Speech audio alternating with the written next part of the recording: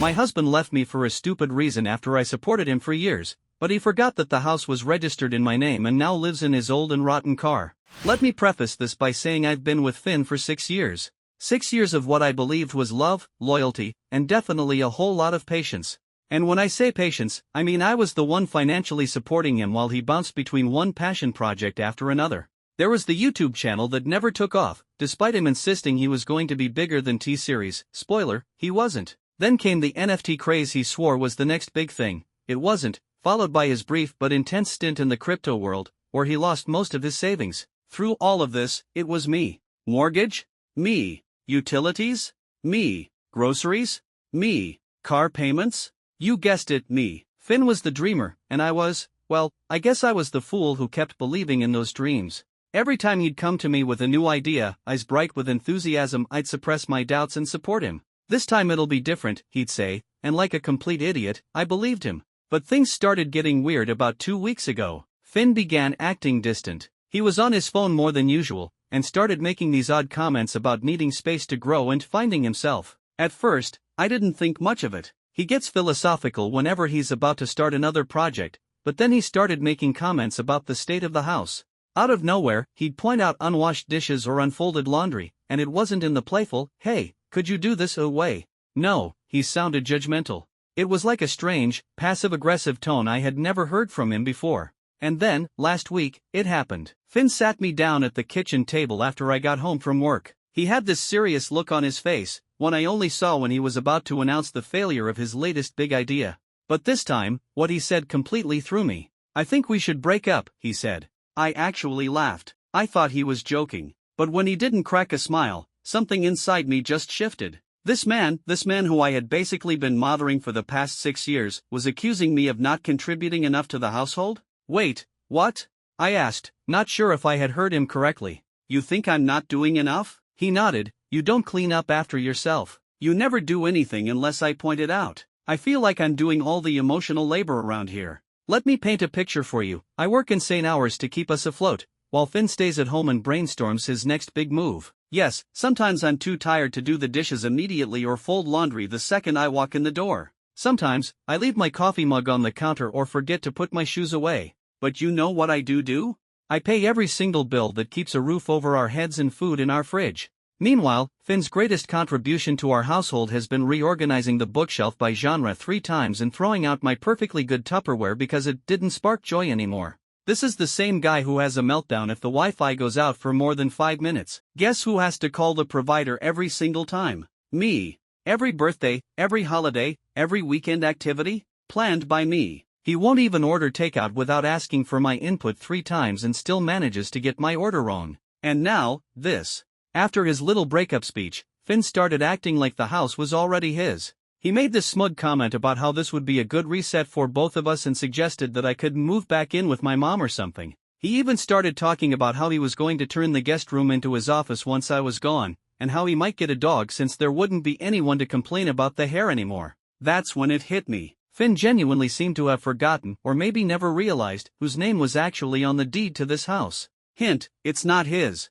Not even close. This house was my inheritance from my grandparents, and I'm the sole owner. Every mortgage payment, every repair, every utility bill? It's all in my name. So, what did I do? I excused myself, went upstairs, and locked myself in our bedroom. I'm not going to argue with him or try to change his mind. No. I'm going to let him sit in his little delusion for as long as he wants. Let him think he's winning this breakup. Let him think I'm packing my bags and heading out the door. Because here's the thing, Finn has no idea what's coming. He has no clue that he's about to lose everything. Everything, and honestly, I can't wait to watch him realize just how badly he screwed up. So, a quick update on my now ex, Finn. If you recall, he broke up with me out of nowhere, claiming I didn't do enough around the house. This was laughable, considering I've been the one paying for literally everything: mortgage, utilities, groceries, while he's been working on himself for the past 3 years. Oh, and let's not forget, I also cooked, cleaned, and did every chore that wasn't somehow attached to his precious gaming setup. But here's the kicker, after the breakup, Finn acted like he owned the place. Literally. I think it took him all of 5 seconds to decide that this house was his now. He didn't say it outright, but his behavior made it pretty obvious. He started lounging around like the king of a castle he hadn't even built. He left messes everywhere, played his games until 4 a.m., and then had the audacity to tell me what I needed to pack so I could leave in an orderly way. Meanwhile, I was just sitting there, in total shock, waiting to see how far this delusion would go. Spoiler, it went very far. A week after the breakup, Finn told me he was having a friend over. This was during one of his brooding, barely looking at me phases, where he muttered something about how I needed to respect his space. Respect his space in my house? Sure, buddy. I just nodded, thinking, okay, let's see who this friend is. When the doorbell rang, I opened it to find a woman standing there with a bright smile and a bottle of wine. Her name was Mila. Let me tell you, she was perfectly nice, polite, even. But it didn't take a detective to figure out that this wasn't just a friend. The way she looked at Finn? Oh, they were definitely more than just pals. Finn didn't even introduce us properly. He breezed past me like I was the maid, casually giving Mila a little tour of the house. My house. This is the living room, he said, as if he was some kind of real estate mogul.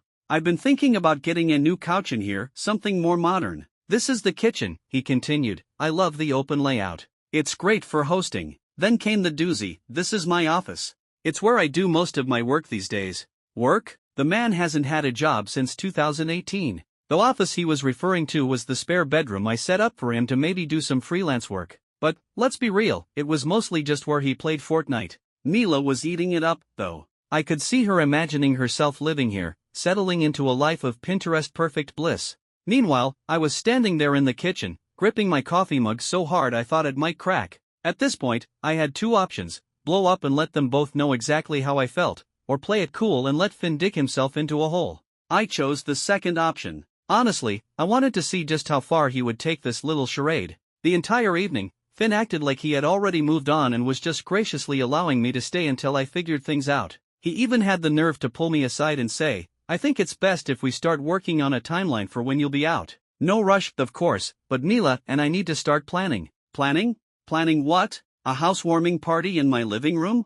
I just smiled and said, oh, don't worry about me. I'm handling everything. You should have seen his face, so smug. He really thought he'd won. The next morning, I made my move. While Finn was still asleep, I called a locksmith and had all the locks changed. The locksmith was in and out in under an hour. I paid him, thanked him, and then sat down with a cup of tea to wait. When Finn finally woke up and strolled into the kitchen like he owned the place, I casually told him, by the way, I had the locks changed this morning. You'll need to grab your things and leave by the end of the day. The panic on his face was priceless. He went pale. What do you mean you changed the locks? You can't do that. Oh, I absolutely can, I replied, cool as a cucumber. This is my house, remember? It's in my name. You're not on the deed, you're not on the mortgage, and now, you're not welcome here. Finn tried to argue, tried to plead. At one point, he even tried to guilt-trip me. I thought you loved me. I thought we were building something together. Mila came over during all of this, probably expecting another cozy evening with her man. Instead, she got to witness Finn packing his things while I stood there, arms crossed, reminding him not to forget his gaming chair. She looked so confused and kept asking, wait, this isn't your house? Finn didn't even try to answer her. By the end of the day, Finn was gone. Mila was gone. I poured myself a glass of wine, sat down on the couch Finn had wanted to replace, and thought about how close I'd come to losing everything because I was too generous with my time, my money, and my patience. Never again. Oh, and in case anyone's wondering, Finn is now couch surfing with friends. I heard from a mutual acquaintance that Mila dumped him too when she realized he was unemployed, broke, and basically homeless. Karma's a beautiful thing, isn't it? Yet a few days after Finn left, I got a call from our mutual friend Caleb. I could tell from his voice that he was fishing for something, so I just asked him outright, did Finn send you? Caleb hesitated for a moment but eventually spilled the beans. Turns out, Finn had been planning this breakup for months. He'd been telling everyone, friends, acquaintances, even his family, that he was about to take over the house and start a new chapter. He painted himself as the long-suffering boyfriend who'd put up with my nagging for years. According to him, the house was basically his because of all the work he'd put into making it a home. I had to pause Caleb right there because I nearly choked on my laughter. What work? The man barely did his own laundry, let alone anything to maintain the house. I asked Caleb, did Finn ever mention the small detail about the house being in my name? Caleb told me he'd probably just leave when you asked, and if you didn't, he'd figure it out. Oh, Finn. Sweet, delusional Finn. Apparently, Finn was so confident that I'd just roll over and hand him the house that he even threw himself a little victory lap before the breakup. He told people he was finally free to focus on his life and made plans to host a housewarming party in my house. The audacity. But here's the kicker, Caleb also told me something that really pissed me off. Finn had been downplaying everything I did for him. He told people I was barely paying the bills and that he was the one holding it all together. This was the guy who didn't even know how much the mortgage was each month. The lies were so bold and bizarre that I couldn't help but laugh. I thanked Caleb for the info and started thinking about how I could wrap this up in a way that Finn would never forget. At first, I thought about just letting it go. Finn was gone, the house was mine, and I could finally move on. But then I remembered all the crap he'd put me through, years of emotional manipulation, financial freeloading, and now this ridiculous smear campaign. No, I wasn't going to let it slide. I decided to hit Finn where it would hurt most, his ego. First, I sent a polite but firm group message to our mutual friends, clarifying a few things. I made sure they knew the truth. The house was 100% in my name. Finn had never paid a dime toward the mortgage or bills, and any claims that he'd built our life together were outright lies. I kept it factual and unemotional, but I made sure to include screenshots of our old lease agreements and utility bills with my name on them. I even included a photo of the deed with only my name. I wasn't about to let him twist the narrative. Second, I reached out to a local charity that helps people furnish their homes. I donated all of Finn's leftover junk, his old desk, a couch he'd never sat on, and even the gaming chair he left behind in his rush to leave. The charity was thrilled to take it, and I was thrilled to see it go. Lastly, I decided to let Finn's parents know what had really been going on. They'd always been kind to me, and I felt like they deserved to know the truth. I didn't go into every detail, but I told them enough to make it clear that Finn's victim narrative was a complete fabrication. The group message blew up almost immediately. Most people were shocked but supportive, saying they had no idea Finn was spinning such a ridiculous story. A few of his closer friends tried to defend him, saying he was going through a lot, but I shut that down quickly. We all go through things, I said, but that doesn't give you the right to lie and steal. Finn, of course, found out about the message and called me, furious. He accused me of ruining his life and said I had no right to air our dirty laundry. I told him calmly that he'd been doing that himself for months. I just corrected the record. Then I hung up and blocked him. As for his parents, they were horrified. They apologized profusely and said they had no idea Finn had been treating me so poorly. His mom even offered to pay me back for some of the bills he racked up, but I declined. I wasn't interested in money, I just wanted them to know the truth. The real cherry on top came a few weeks later when I ran into Mila at a coffee shop. She approached me, clearly embarrassed, and apologized for getting involved. I had no idea, she said. Finn lied to me about everything, including how the house situation was mutual. I looked at her, a little sympathetic but mostly amused. She seemed like a nice person who'd just been caught in Finn's web of lies. It's not your fault, I told her. He's good at making people believe whatever he wants them to. She nodded, looking down at her coffee, clearly still processing the whole situation. I'm sorry, she said again, then added, I hope you're doing okay. I smiled and said, I'm better than I've ever been. Because the truth was, I was. As for Finn?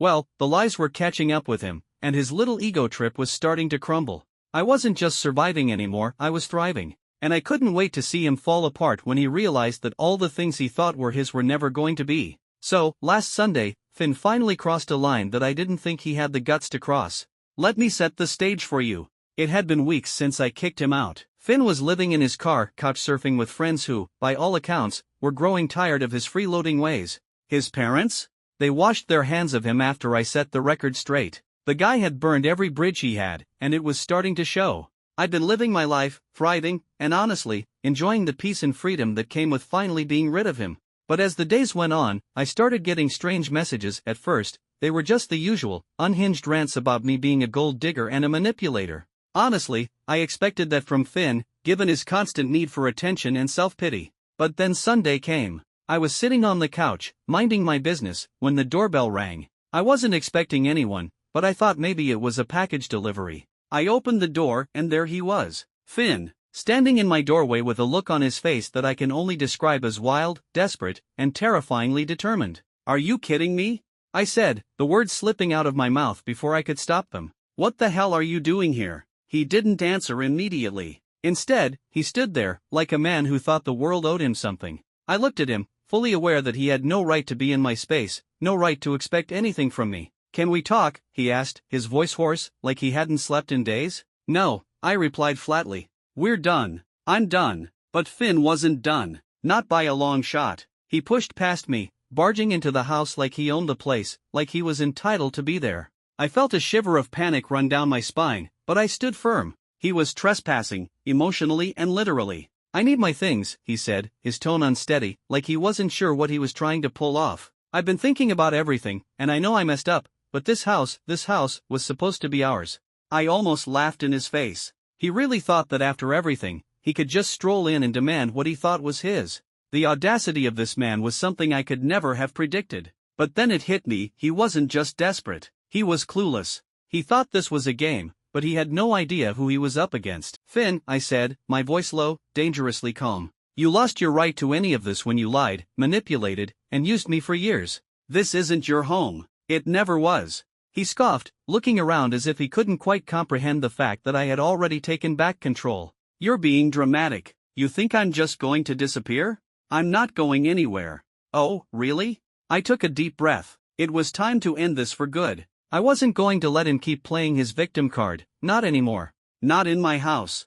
With one swift motion, I locked the door behind him and grabbed my phone. I started recording. Finn's eyes widened, but he didn't make a move to stop me. He was too far gone in his delusion. "Why are you recording this?" he asked, his voice trembling now. The confidence was draining from him. "Because, Finn," I said, the words coming out slow and deliberate, "you need to hear this one last time. This house, this life, this future, none of it was ever yours. And I'm done with your lies. You're not welcome here. You never were." I could see the shift in his expression. It went from arrogance to panic. He opened his mouth to speak, but no words came out. He stood there, frozen for a moment, like the reality of the situation had finally hit him. "Get out," I said, not shouting, but with a firmness that left no room for argument. He didn't move at first, but then, with a slow, painful realization creeping across his face, he turned and walked toward the door. He looked back at me one last time, his eyes full of confusion and hurt, like he didn't understand how he could have lost everything. "I'll make sure everyone knows the truth," he spat, his voice cracking. "I'll expose you. You'll regret this." I smiled, watching him stumble back out the door. "Go ahead," I said calmly. "But remember, you're the one who started this war. And the truth? The truth is, you're the one who lost." I closed the door behind him and locked it for good. Later that day, I found out Finn had gone to his parents', probably looking for a place to stay after his latest plan fell apart. Of course, they turned him away. They didn't even try to defend him after hearing about the truth about how he'd been living off my generosity for years and how he was trying to manipulate everyone into believing he was the victim. I wasn't surprised. The guy had burned every bridge he'd ever crossed. But this? This was the end. The final act of a man who had been given everything and squandered it all.